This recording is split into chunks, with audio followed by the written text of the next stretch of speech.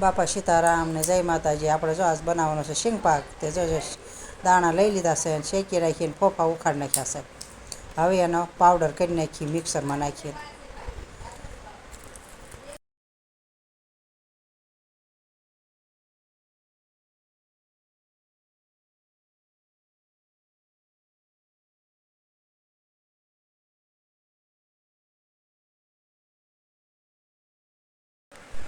હવે જો આપણે પાવડર બનાવી નાખીએ. એનો પાવડર બની જાય પછી એને સાળી નાખવાનો, એટલે આખો દાણો રહ્યો હોય ને તો એ નીકળી જાય.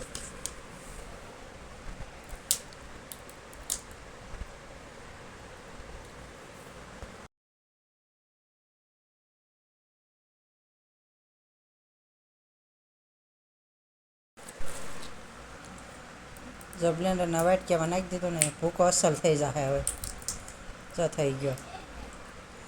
હવે જો સાળી નાખીએ આપણે.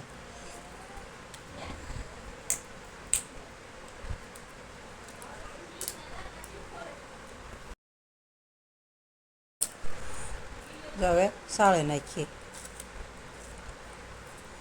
આખો દાણો રહ્યો હોય ને તો નીકળી જાય ને, એટલે સાળવું પડે.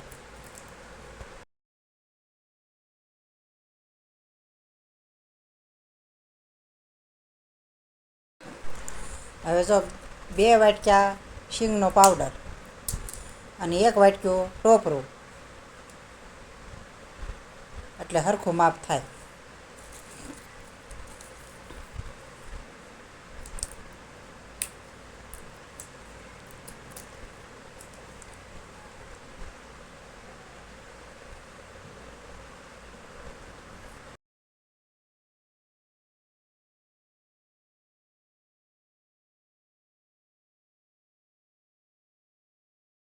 હવે જો સરખું ભેળવી દીધું છે. હવે આપણે ખાંડ લઈ લેવાની, 1.5 વાટકીઓ લેવાની છે ખાંડ આપણે. હજી આપણે ગોળમાં એક વખત બનાવશું, અત્યારે ખાંડમાં બનાવી.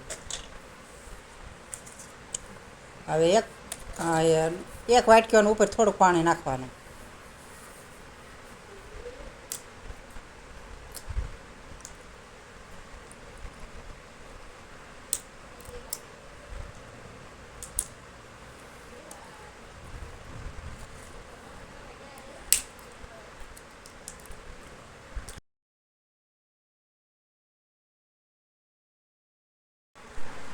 જો આવી રીતના પાણીમાં નાખીએ એટલે આમ અસલ ટીપું બની જવું જોઈએ. હવે નાખી દેવાનો પાવડર, સરખો ભેળવી નાખવાનો.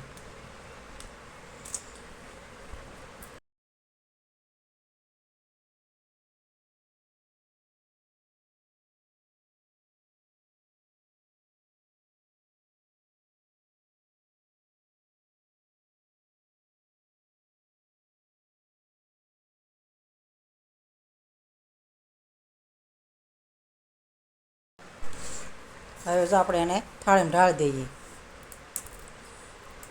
મસ્ત બની ગયો જો.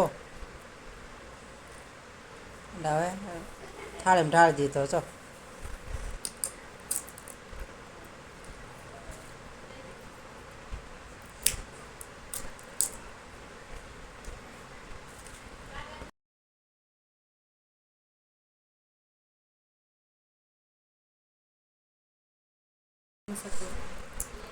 જો વ્યવસ્થિત ઢાળી દીધો. હવે થોડીક ઉપર બદામ નાખી દઈએ. બદામની ઝીણી પતરી પાડી નાખવાની, પાતળી પાતળી.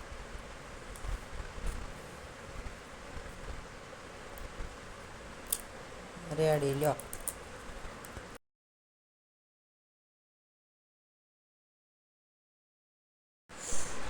આ આપણો જો શીંગ પાક તૈયાર થઈ ગયો છે. જો હવે આપણે ભગવાનને થાળ ધરી લઈએ.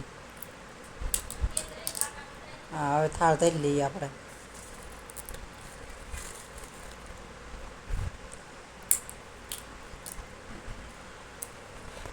આપણે બધું ભગવાનને ધરીને જ ખાઈએ છીએ, અને ખવાય ભગવાનને ધરીને જ તે.